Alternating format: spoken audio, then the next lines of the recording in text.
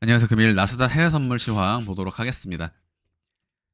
네, 나스닥은 이번 주 상승을 말씀을 드렸었죠. 전체 조정 파동을 ABC로 마무리 짓고 어째서 이 자리가 임펄스가 아니라 ABC 조정 파동으로 보는지 지난번 영상들을 통해서 설명을 드렸고 월요일 기점으로 랠리가 유력하다라고 말씀을 드렸습니다. 예, 나스닥 첫 번째 상승이 그래서 진행이 되었고요. 그 다음 두 번째로 상승이 진행되는 이 첫 번째 15,100포인트까지 상승이 진행될 때에도 14941을 깨지 않고 15100까지 상승할 것이다. 자, 그래서 지금 보시면 이 자리가 정확하게 15109, 15115까지 상승이 진행된 다음에 조정이 진행이 되었습니다. 첫 번째 이 자리까지 다시 한번 깨지 않고 올라가는 것까지 적중시켜 드렸고요. 상승 이후에 조정 나왔죠. 단기적인 이러한 조정의 구간 속에서 다시 한번 14940을 깨지 않고 우상향 임펄스가 나가게 될 것이다. 그래서 14940 이 자리에서 박스 친 구간 그대로 지켜주면서 곧바로 강한 갭상승 진행으로 자, 지금 보시면 15350까지 상승이 진행이 되어 있습니다. 대략적으로 수백 포인트 이상의 상승을 취할 수 있었던 구간이었기 때문에 굉장히 승률 높은 형태로 지금 진행이 되고 있다. 실제로 나스닥이 우상향을 한다라는 이 전제와 관점은 일반적으로 그냥 무난하게 9월까지 일단 보시면 됩니다. 이런 분석은 제가 그냥 시간봉 카운팅 통해서 최대한 추적을 해보려고 하는 것에 불과하고요. 사실은 이런 것들이 크게 중요하지는 않습니다. 지금도 그냥 무난하게 우상향 전체 1, 2, 3, 4, 5의 형태로 지금 종목들 개별 투자 진행하시는 분들을 월말까지 말씀드렸던 대로 월말까지 우상향 보셔도 되는 구간이 되겠습니다. 사실 지난번 영상에서 말씀을 드리지 못했던 부분이 있는데요. 나스닥 날 차트 기준으로 히든 상승 다이버전스 각인되었던 구간입니다. 이번 주 월요일 즉 이 자리에 첫 번째 상승이 나옴으로써 히든 상승 다이버전스가 각인이 되었던 시점이거든요. 그래서 지금 상승도 그러한 다이버전스가 발휘되고 있는 구간이라고 보시면 되고 이 다이버전스의 발휘 기간은 얼마나 될 것인가? 대략적으로 4월부터 지금 한 4개월에 걸쳐서 누적된 4개월짜리 다이버전스입니다. 지금 보시면 저점은 높이고 보조지표의 저점은 낮추면서 히든 상승 다이버전스가 약 4개월에 걸쳐서 각인이 되었다. 자, 이러한 부분이 앞으로 증시에 이 다이버전스가 발휘될 때 연말까지의 상승을 보여줄 수 있다. 제가 말씀드렸던 파동 카운팅의 어떤 연말까지 흐름 기억을 하신다면 지금 구간에서 아마 머릿속으로 그려지는 것들이 있으실 겁니다. 올라가면 올라갈수록 상승은 가파르게 진행되면서 연말까지 강한 상승 랠리가 이어질 수 있다. 나스닥 선물 기준으로는 최종 18,000포인트까지 볼 수 있다라는 부분 지금 변함이 없고요. 지난번 18,000에 대해서 말씀을 드렸었죠. 자, 이 18,000이 간다라고 할 때 이 부분은 제가 장기 관점 말씀을 드리는 거죠. 중간에 조정이 나온다라는 것을 배제하는 내용들이 아닙니다. 자, 동시에 반대로 유가와 국채 금리도 마찬가지입니다. 국채금리의 상승에 대해서 말씀을 드렸었는데요. 해외 선물 매매 진행하시는 분들에게는 그런 어떤 잠깐의 조정도 허락이 되지 않죠. 유가는 100불을 넘기러 갈 겁니다. 그런데 그것이 조정을 주지 않고 가느냐? 그것은 아니다라는 점. 크루도일 지난번 영상 통해서 전체 엑스파 해외 선물 멤버십에서 엑스파 반등 이후 재차 하락하는 Z파 조정이 나올 수 있다.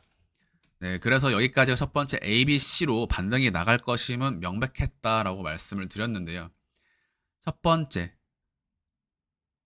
최고점 선도세경 부근에서 ABC까지는 명백하다. 그런데 이 반등이 전체를 이어가는 반등이냐 아니면 이 자리의 조정 파동을 구성 파동으로 만들면서 전체 조정 과정 속에 있는 구성 파동으로 역할을 할 것인가에 대해서 말씀을 드렸었고요.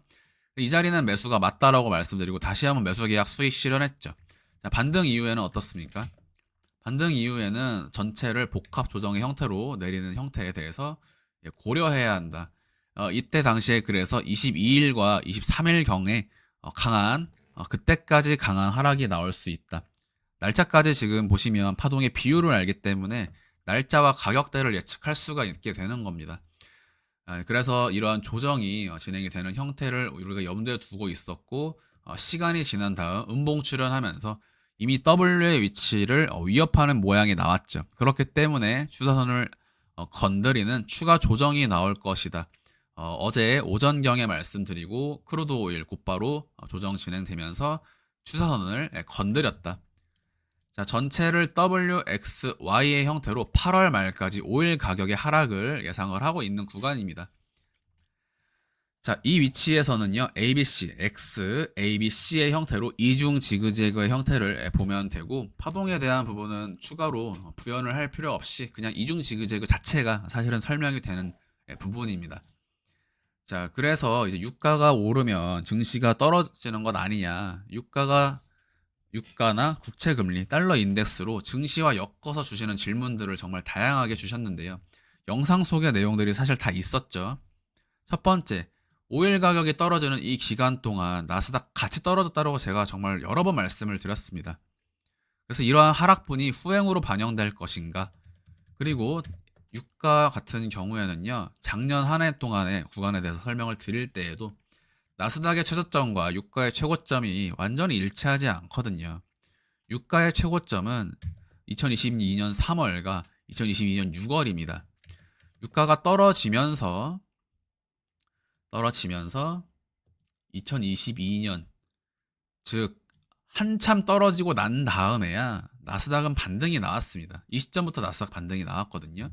그러면 이 하락이 진행되는 동안 나스닥은 왜 상승하지 않았는가? 유가의 차트만 보았다라고 하더라도 그런 단편적인 질문은 사실 나올 수 없다라고 생각을 합니다. 유가가 떨어지면서 증시의 반등이 나갈 것이었다면요. 증시도 역시 마찬가지로 2022년 3월 또는 2022년 6월부터 나스닥도 증시도 상승이 나왔어야겠죠. 이때부터 떨어졌으니까요. 2022년 6월의 구간을 보시면 이 자리입니다. 이 자리. 유가는 계속해서 떨어졌지만 증시도 계속해서 떨어졌죠. 자, 이런 부분들은 사실 너무나도 이제 쉬운 부분이라서 크게 설명을 드릴 필요도 없다. 첫 번째, 이 모든 부분에 대한 답변이 됩니다. 달러 인덱스, 국제 유가, 국채 금리. 연동되는 것이 아니야. 국채 금리가 이러이러한데 증시가 이러이러한 것이 맞냐? 유가가 이러이러한데 달러 인덱스가 오르는데 또는 떨어지는데 이런 것들은요. 두 가지로 말씀드릴 수 있죠. 시간차를 완전히 동일하게 시간차 반영, 즉 시간차를 두고 시장에 반영된다. 이게 계속해서 말씀드리고 있는 부분이거든요. 두 번째, 이미 선반영 또는 디커플링, 커플링 모두 가능하죠. 마지막으로 말씀을 드리고 싶은 부분은 여러분들이 이제 일부 분들께서 질문 주셨던 유가가 오르면 또 국채 금리가 떨어지면 증시가 이렇게 되는 것이 아니야. 즉 완전히 1대1의 관계가 아닙니다. 국채 금리 자체도요. 채권의 가격이라는 것도 다양한 요소들이 접목돼서 반영이 되는 것이기 때문에 이 증시도 유가와만 반드시 연동되는 것이 아니죠. 달러 인덱스가 오르고 떨어진다라고 해서 반드시 증시가 이에 맞춰서 움직이는 것도 아닙니다. 지난 한 해 구간, 즉 달러 인덱스의 조정이 시작되고 약 2개월이 지나서야 증시는 반등이 나왔거든요. 이런 부분들을 고려하시면 사실 크게 의문을 가질 필요 없다. 이런 부분들은 이제 증시의 방향을 참고하는데 지속적으로 시장을 추적하는 형태로서 여기서부터 이제 실력이 나오는 거죠. 구간을 어떻게 해석하고 증시에 어떻게 접목할 것인가. 시간차를 반영해서 후행으로 나타날 것이라고 예상을 할 것인가. 이런 부분들은 이제 경험치입니다. 자, 그래서 일단 5일 매도 적중하는 구간이고요. 나스닥 상승 적중한 구간이죠. 국채 금리 잠깐 떨어질 수 있습니다. 그러나 장기적으로는 올라간다. 국채 금리의 하락, 즉 국채 금리의 상승. 국채 금리 상승은요. 멤버십에서도 말씀드렸지만 여기까지 내려갔다가 올라갈 수 있습니다. 이 부분은 이것을 보고 여러분들이 지금 채권 투자를 하시냐는 거예요. 그렇지 않잖아요. 채권 투자 하시는 분들의 기준은 전체적으로 스윙 1년 이상의 수익을 바라보고 진행을 하시는데 이 구간은 짧은 구간입니다.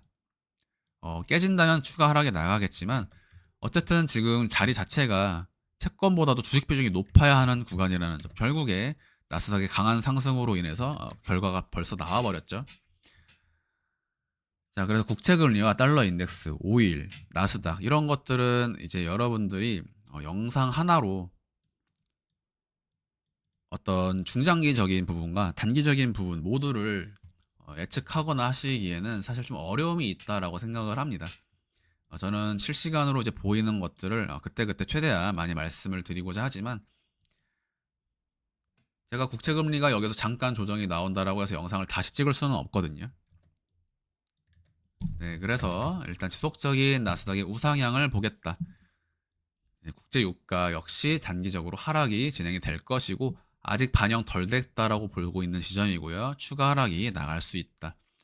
여기서 전체를 8월 말까지 좀 내려갈 수 있고 9월 초까지도 네, 내려갈 수 있습니다. 그리고 유가가 반등이 나가더라도 이러한 반등이 반드시 증시 하락으로 연결되는 것이 아니기 때문에 오일은 단기적으로 매도 우위, 나스닥은 연말까지 매수 우위를 말씀을 드리도록 하겠습니다.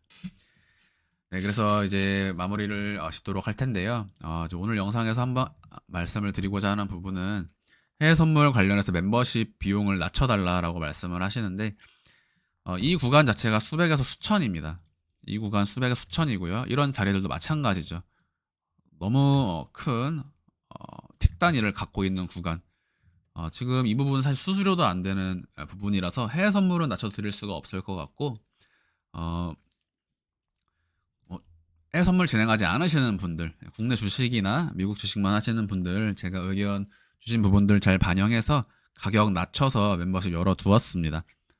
네, 그래서 이제 그 부분은 고려하셔서 이제 가입을 하시면 될 것 같고 이 이상은 저도 좀 어렵지 않을까. 저도 모든 사람들에게 제 어떤 노하우를 나누고 싶지는 않습니다. 그래서 아스닥 상승 나간다라고 영상 이런 자리에서 올려도요. 비아냥거리고 전문가인 척 하는 사람들, 악플 달리고 시비 거는 사람들 많이 있거든요. 예, 그런 사람들 이제 조용하다가 꼭 한 번씩 나타나서 이제 분탕질을 놓는데 예, 그러면서도 이제 영상 꾸준히 시청하죠. 예, 그런 사람들과 함께 하고 싶지는 않습니다. 저도. 네, 그래서 오늘 일단 추가적인 상승을 보고요. 네, 거의 조정 없이 바로 쏠 수 있는 위치다. 예, 되돌리는 나와도 짧게 주고 그냥 올려버리는 형태 좀 예상을 하고 있고요. 네, 규칙 지점은 이제 이 자리밖에 없습니다. 예, 그래서 매매가 결국에 흐름이 중요한 것이거든요. 여기서 저점을 깬다라고 할 때 규칙 지점을 잡을 수가 있을까? 없습니다. 그러니까 여기서 못 잡았던 사람들은 여기서 잡으려면 각오를 해야 된다라는 것이죠. 제가 계속해서 말씀드리는 규칙 지점이 있는 자리와 규칙 지점이 없는 자리, 네, 이런 것들을 유심히 살펴보시면요. 분명히 앞으로의 여러분들이 단타를 하든 스윙 투자를 하든 이 매매에 대단히 큰 도움이 되실 것이라고 자신합니다. 예, 오늘 영상 여기서 마무리하도록 하겠습니다. 감사합니다.